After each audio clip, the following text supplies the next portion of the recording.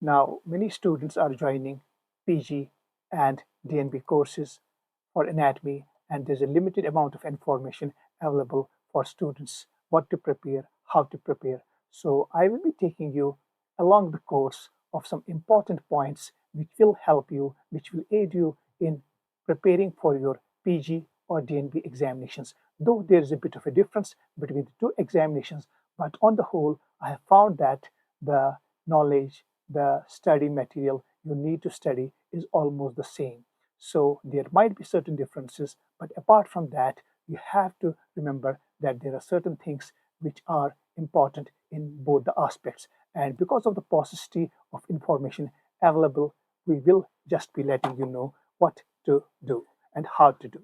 Now, as far as the PGDNB examination is concerned, you have to remember that we have got all the aspects, the gross anatomy, the embryology, the histology, the neuroanatomy, the surface anatomy, the radiographic anatomy, the genetics, the anthropology, and anthropometry, which are well asked. I mean to say that they are asked in different components, different percentage of questions, but fundamentally they are very, very important. And these are the various aspects on which you will be tested, I mean to say, in the form of your formative assessment tests, FATs, exit examinations, the final examinations, and the preliminary examinations which you are preparing. You have to take all of these examinations very seriously, and it depends upon the internal arrangement of the colleges, of the institutions, how they conduct the internal examination. But on the whole, the final examination, the final format, though being conducted in different centers, might be same. But what are the fundamental things which a student basically needs to know? So there is this gross anatomy, and in the gross anatomy, we have got the limbs, the upper limb, the lower limb, the thorax, the abdomen, the pelvis, the head and neck, and the neuroanatomy. Though many of the examinations take neuroanatomy as separate, but you need to study them topic wise. And then what's important is what we miss sometimes is the radiology, the surface marking, and you have to integrate the clinical surface mark landmarks for accurate anatomical correlation. So you cannot afford to miss these small and important topics like surface anatomy and radiographic anatomy. And then what's important is the dissection. While you are doing the DNB course or the PG course, you have to be very much in line with the dissection. So dissection of the various parts, and that will be asked in detail. A complete set of questions. You will be given a dissection of a part that entirely depends upon the choice of an examiner, whether the examiner gives you upper limb, lower limb, thorax, head and neck, or neuroanatomy part to dissect, and that's very important. So as a PG student, you should be well aware of at least some of the important things which an examiner usually asks you to dissect. So that is very important.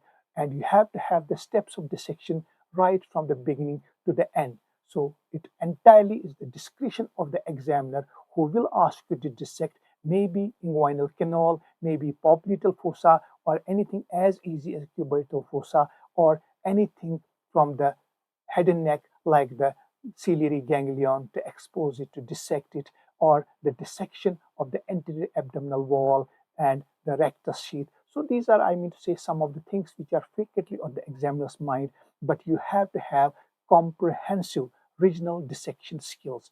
That is very important. And you will be asked the points of dissection, which layer you came across to identify the neighboring structures, to the steps of dissection 1, 2, 3, 4, how you eventually reach the point of dissection, what has been asked from you. Say, for example, ciliary ganglion, how you reach the ciliary ganglion, and then some of the important points about the things which you are to dissect, and then some of the extra things as well. So it is not only about the dissection. There will be certain structures which come in the vicinity of the dissection. So what are the important structures you come across? So for example, you are dissecting the inguinal canal. So you will be asked about the spermatic cord, you will be asked about the round ligament of uterus, whether it's a male, whether it's a female, depending upon that. Then you will be asked the components of the spermatic cord. You might be asked the superficial inguinal ring, the deep inguinal ring, the inguinal ligament, the parts of the inguinal ligament. Uh, when just to make you understand that these are the types of questions which you come across while doing a dissection. And then you might be asked about some of the important things about the surgical anatomy of the inguinal canal, the inguinal hernia, anything about the inguinal hernia, the direct inguinal hernia, the indirect inguinal hernia, the Hasselbalch's triangle, boundaries of the Hasselbalch's triangle, the role of important vessels lying there, what important precautions you have to take here. So that is about the gross anatomy as far as the dissection is concerned. Dissection is done and you are given a time of few hours to just go through the and dissect the part in presence of the examiner, or there might be somebody from the examination, say, who will be monitoring you, and that's very important. So just because these are also video recorded sessions, so you have to be very careful about doing them all of your own. So there's no chance that you move out and come back and read something, so that time is gone. So you have to be pretty careful about the ethics of examination as well. So that is just about the dissection. So dissection forms a very important component in your examinations. What region, that's entirely your luck, and then we go. Then is the histology and microscopy. Now sometimes we underestimate the role of histology, but you have to remember that there is this very important thing, the histological technique. Almost 1 to 2 hours viva for the histological technique, starting from the procurement of the tissue, the various phases of, tissue processing, fixation, clearing, hydration, dehydration, staining, all those things, microtomy, what comes in between, and then eventually up to the slide visualization. So there are those many steps, different books give different steps, and you have to read the histological technique in a very elaborate manner. The types of microtomes you use, the types of fixatives you use, what is the composition of the fixatives, what is the clearing agent, what is the steps of dehydration, what are the steps of hydration, all those things. Then the microtomy, the knives which we use, the sharpening of the knives, the angles associated with those knives, how do we cut, paraffin embedding, Lucas blocks, all those things one by one, in addition to staining. What are the various types of histological stains we use? An elaborate discussion about all these things, hematoxylin, eosin, other stains, von Giesens, argyrophilic stains, Masson's trichome, Sudan red, oil red, all things very important. You have to know about the classification of the stains, classification of the dyes, the techniques of staining, the cover slip, the dimensions of the cover slip, so minute. Then visualization, how do you make the slide? And then the slide which you have made, the slide is to be made there and then only. Whether the slide which you made is functional, is it of high quality? So then they will be asking you, what are the qualities of a good slide? So it is a very elaborate, viva as far as histology is concerned. And then comes along with it the identification of the various slides. So you might be given 5-10 slides, and you will have to identify them with solid points, 2 to 3 solid points in favor of the slide. Specific points. It is a slide of the liver. Why it is a slide of the liver? It is a slide of the cerebellum. Why it is a slide of the cerebellum? Epithelium associated with certain things. So there will be a mark on your question that identify the type of epithelium, identify the type of connective tissue, because it is not UG examination, it is PG examination. So expect a sub question from a question as far as your histology is concerned. So we cannot underestimate histology. Anybody who fails in histology is bound to fail in the practical examination, because histology carries a heavy weightage as far as the practical skills of the DNB PG examinations are concerned. Mastering histological technique is very important, and identification of a slide is very important. And then sometimes once you answer these questions nicely, then you are asked some questions on special staining. Silver staining, argyrophilic staining, what is chromophilic staining, what is chromophobic tissues. So all these things you are asked. Special stains used in special, identification of reticuloendothelial cells. All these are very important. So take it as a challenge to master the histological technique, to master the all steps of histological technique. read it in detail. What are the various types of fixatives? What are the various types of coloring agents? What are the various types of microtomes which use? What are the various types of microscopes which use, apart from light microscopes, compound microscopes? Then we have polyhedral microscopes. Then we have electron microscopes. And you may be asked theory about all these things. So that is very, very important as far as histology is concerned. And histological marks are mathematical, that you get a slide correct and that you get full marks. You get a slide incorrect, so a 0 is awarded. Then you have got this important thing, embryology and genetics. I will start with embryology first. So embryology, very, very important. There might be embryological models there, and you will be asked to identify the embryological model. And after identification of the embryological model, say for example, placenta, you will be asked about the development of placenta. You will be asked about the aberrations in the development of placenta, various abnormalities of the placenta, the villi, primary, secondary, tertiary villi, chorionic villi, then the various important classifications of, say, abnormalities of placenta. What is placenta succinturata? What is placenta asserta? What is placenta perserta? What is placenta previa? So things like those, depending upon the various classifications of abnormalities of the placenta. So as an example, but the fundamental is the identification of the model of the placenta, and then to know the embryology of the placenta, the role of chorion frondosum, the role of residua bizalis, and all those things. So just to give you an example, you have to, in a similar manner, there might be, say, models of malrotation of the gut. There may be models of intraventricular septal defects, interatrial septal defects. There might be models of duplication of the ureter. So then you will be asked about the development of the urogenital system, the development of the nervous system, the development of the gastrointestinal system, the reproductive system, the respiratory system. So that is very, very important. In addition to the development of the germ layers, the development of the face, the pharyngeal arches, which are very, very important, the folding of the embryo, the role of genes in the development, very, very important. These are the latest, and as far as I think Langmans and Keith Moore embryology are the best guides to you as far as embryology is concerned. So stages of human development, the weeks, what happens the first week, second week, third week, and ahead. So that is very, very important. Teratogenesis, twinning. So they are very, very important topics as far as embryology is concerned.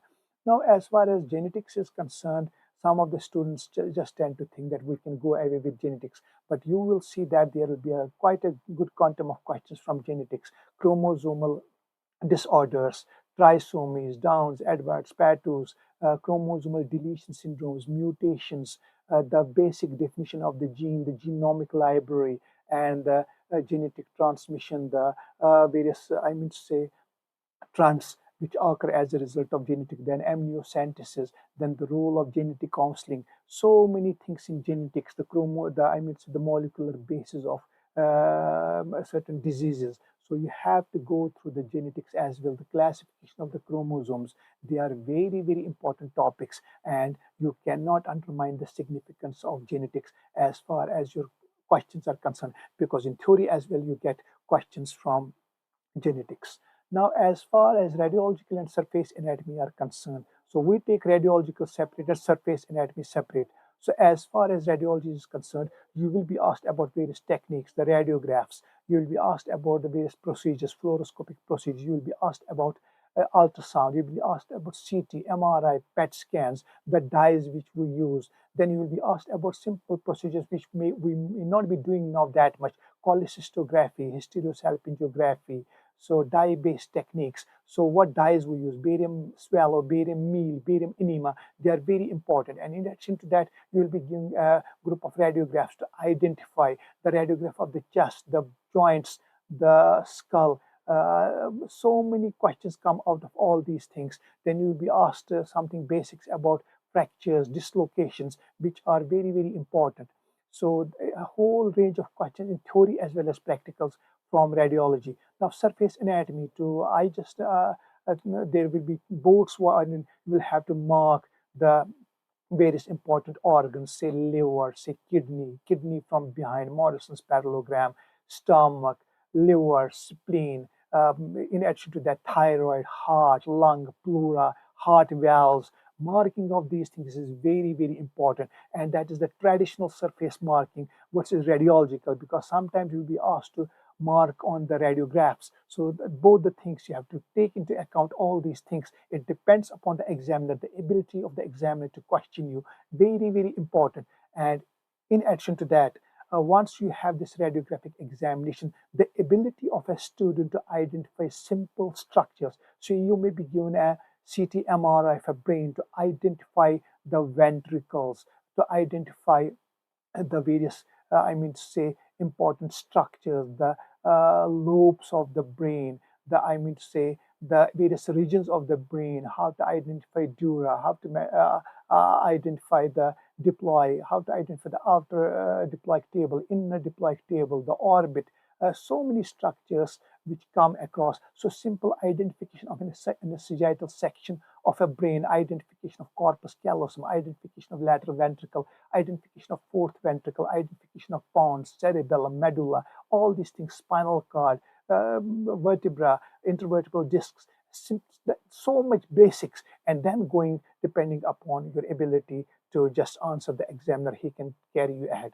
Now, as far as the technical and academic skills are concerned, so beyond, you have to prepare the logbook. It should be complete. You have to have these competencies already covered. You have to go along with the latest things as far as the competency-based learning is concerned. You have to simultaneously learn about things, say, for example, in the dissection hall, cadaver preservation techniques, what we use, what are the various preservatives we use, what is embalming, what is the technique of the embalming, how to use an embalming machine, and latest plastination, how to plastinate a specimen, what are the techniques of plastination, and preparing quality specimen. So because we have those museums in anatomy, how to preserve these specimen, then forensic skeletal analysis basics of forensics, they are asked, say for example, how to differentiate between a male pelvis and a female pelvis, how to differentiate between a male skull and a female skull, the laws of ossification, what bones we ask for ossification in case of forensic identity. So, and then in addition to that, the museum. Museum is a very important part of anatomy. Museum curation techniques and teaching aid preparations. Then a question will be asked from you from an academic viewpoint. What are the latest things which you use for teaching students? How do you find the students more absorbing and more inclined to your class? What are the various steps which you will take? So for that, you need to have some publications, papers already done. Credible papers, and that's very important. So these are some of the important things as well. Then important, there are certain questions asked in your theory, recent advances in anatomy. So what have been the latest things which are revolving, which are new to anatomy, surgery, radiology, embryology, orthopedics? Because anatomy is one subject which has got, multiple dimensions. Anatomists think sometimes that it's a static thing. No, anatomy is a dynamic thing. It has got its, proliferate into orthopedics. It has got its proliferate into surgery, into gynae ops. A gynae ops surgeon cannot be, confident if he or she does not know the pelvis, the adequacy of the pelvis, the mechanism of labor, know the anatomy of the pelvis, know the anatomy of the abdomen pelvis. So it's very, very important. ENT, head and neck surgery, plastic surgery. There are so many things. So I will not go much, but you have to be updated with the latest as far as the recent advances are concerned. And then the ethics. Ethics are very important. Ethics, that what are the various important rules you follow, sort of, with your colleagues, with your juniors, with your seniors, the ethics involved in teaching, the ethics involved in maintaining your cadavers, the ethics involved in the anatomy lab, the ethics involved in the, histology, how you go on with your colleagues, what are the medical ethics, the rules you have to know, the laws which govern the doctors as basics. And in addition to that, because you are dealing with certain, important things which others do not do, cadavers. So the disposal of the cadavers, in line with the rituals, to what religion they belong. How do you just preserve the bones? How do you preserve the specimen? All the rules and ethics which are concerned and governed with all these things. So that's very important. Now, the end, there is something. How do you make yourself successful? That's important. The first thing is understanding. Up till and unless you do not develop understanding, you do not visualize the things, and you do not apply your knowledge, you cannot excel. Even for passing, simple, not excelling. Even for simple passing, you have to understand, visualize, and apply your, knowledge. And then you have to combine the dissection with imaging in histology sessions. Teaching is important. Once a teacher takes your class, you should always attend the classes of your teachers. Good or bad, that is something else that always varies from in every institution. That always varies. The quality, the standard of the teachers varies. So I will not go much into that. But anyway, I will tell you the bottom line is that you learn the classes, attend the classes of your seniors regularly, use atlases. That's very important. So you have to have a, memory-based diagrammatic representation of the things in your mind. You cannot cram it all up. So that's very important. Precisely, concise, well illustrated answers. Prepare your notes. Stay updated with the latest along with the ethical standards which you know. Now, on the mind of an exam question, attendee, the DNB PG student, what books do I read? I find that yes, there is important, and the BDC is an important book, and it covers most of the things. But there is this Gray's Anatomy and many selected topics from Gray's you cannot afford to miss. They are the examiner's favorite, and especially in case of certain important topics, you should and you must always consider Gray's Anatomy for your reference purposes. Then there is this Keith Moore's Embryology, Grant's Dissector. They are very Cunningham's manual. A bit tough, but you have to go through it. The concept you derive from Cunningham's manual is excellent. I mean to say that there might be tough English, there might be tough phrases, there might be an inability on the part of a student to understand it initially. But once you go on reading it, it will always be better than any other thing which you will read ahead.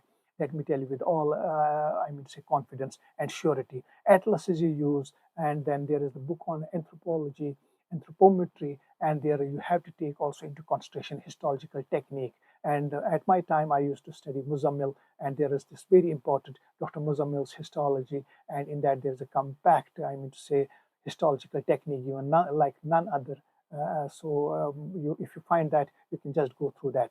Then you have got histology. You can take use of DeFore's Atlas, all those things. Last Anatomy is one book which I would refer because it's a very good book. And then you cannot afford to miss books like Langman's Embryology. That's very important. And Bancroft's Theory and Practice of Histological Techniques. That will also help you. So in a nutshell, these are some of the books. Not some, there are a lot, in addition to important books like Surface Anatomy, Radiographic Anatomy by Halim, and which I would recommend because of the paucity of the time. You cannot have go through a lot many books. In the end, revision is very important. Osteology is very important, and osteology I recommend Nafis Farouki book. That's very good in a very systematic manner. So these are some of the books, but take it that Gray's with selected topics you should go through. So with all these things, I think that I have covered, given you a brief, concise um, concise thing to ponder upon what is good for you. So important is that you go through these points very nicely because these are the points which all of you will be covering. These are the points which will be there for PG as well as DNB examinations, and you cannot afford to just bypass the things which I mentioned you. They are the bottom line for each PG, each DNB candidate, and I think that this will benefit you a bit in your long run. Thanks a lot.